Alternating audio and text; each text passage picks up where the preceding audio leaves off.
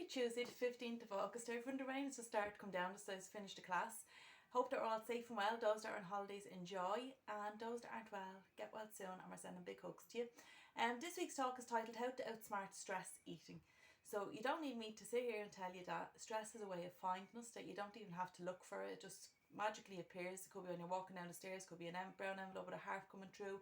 It could be you come down, get into the car. It could be a flat tire. Small little things like that can just totally stress us out and just blow us out of the ballpark. We are stress eaters. We are emotional eaters, and that's what stress is. It's part of an emotion. That hormone cortisol runs rampant in the body. But when we're stressed, it's that knee-jerk reaction to do something. Generally, what we will do is we'll turn to food, the way some people might turn to alcohol or drugs or prescription medicine.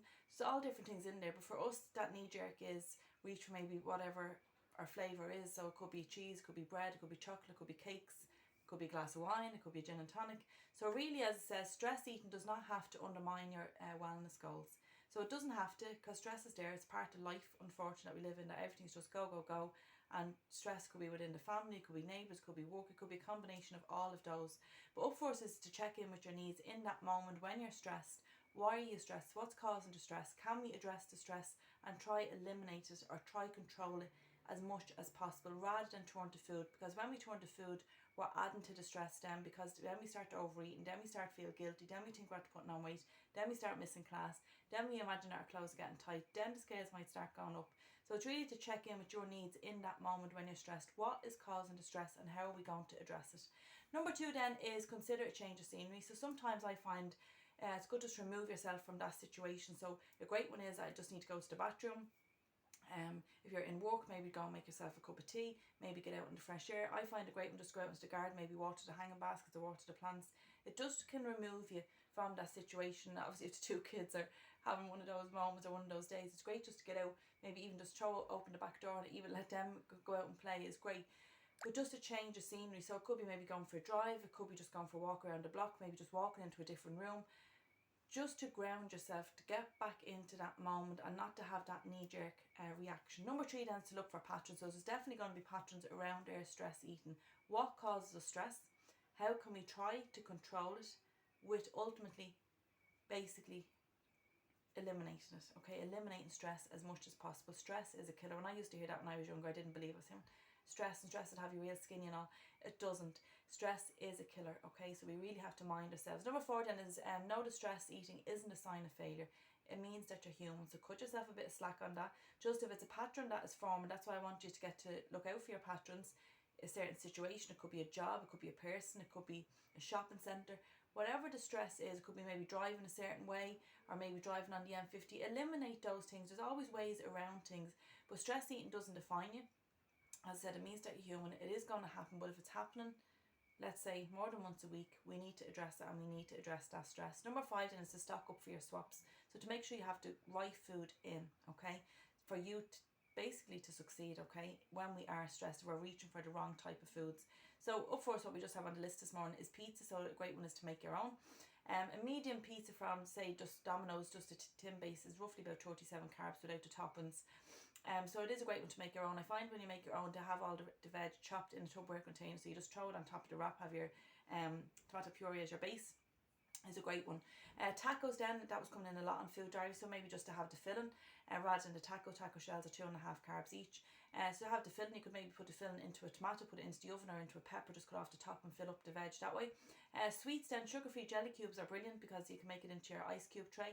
So obviously don't let your jelly set while it's still runny, to set it in, and it's great to bring in Tupperware containers, in freezer bags. You can bring it with you on the go, like wine gums, and then you can use the different coloured jelly as well.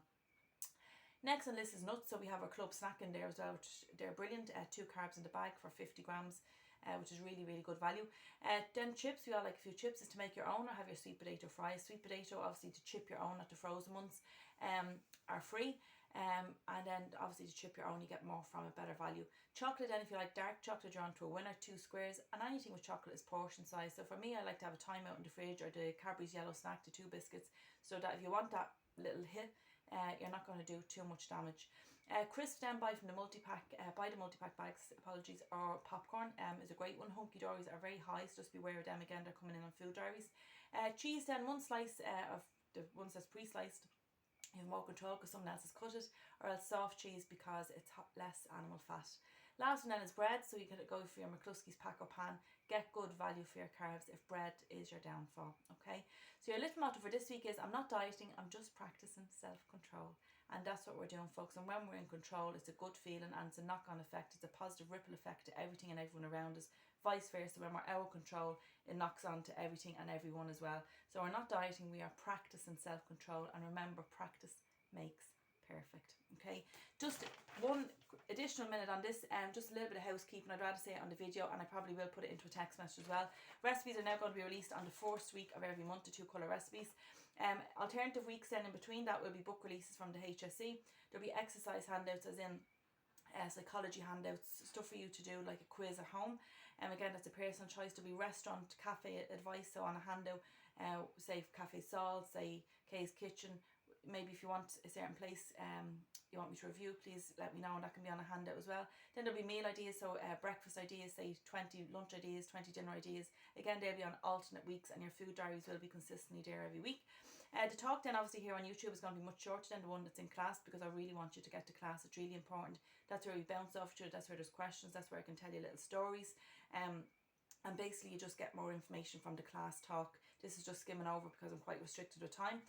Missed weeks now are going to be charged if we miss 4 consecutive weeks. Okay, so a rejoin fee will apply then if we miss 4 consecutive weeks. And again, this is for your benefit, because if we're missing a lot of weeks, it's hard to tell where we are on our journey, and especially with September coming, it's busy. Places are going to be tight. You can see the classes are full now at the moment, so capacity is there. So it's really important that we get to a class and we hold our space. Then basically text messages for any questions on our group chat is and privately as well. It'll be Monday to Thursday between 9 to 11, and then in the evening time from 4 to 6, wide open for questions. Just please remember that all members are 1 week prepaying in advance. And if we can reply to those messages rather than maybe me having to text 7 or 8 times for payment, I would really appreciate that, because it's very time consuming taking the diary in and out and to track it down throughout the week, rather than just on a Tuesday be finished for next week's bookings in the diary. If you can't make class, I would really appreciate a text message like that. I only photocopy 20 food diaries. I'm counting for who's there. If I have extra, then I'm going to be left with surplus. So I would just appreciate if you can let me know if we're not going to make the class. Holiday weeks have to be booked in advance, so we can't miss a week and then say to me that I'm going to take that as a holiday week. Generally, our holiday weeks, you know when we're going on holiday, and then missed weeks are going to be charged at the €6. Okay, so I hope that's okay. If anyone has any questions, please just ask. Any positive or negative feedback, just to get in touch. I want us to all have a great week. Those that are on holidays, I'm super jealous, but enjoy. And please bring back some sunshine.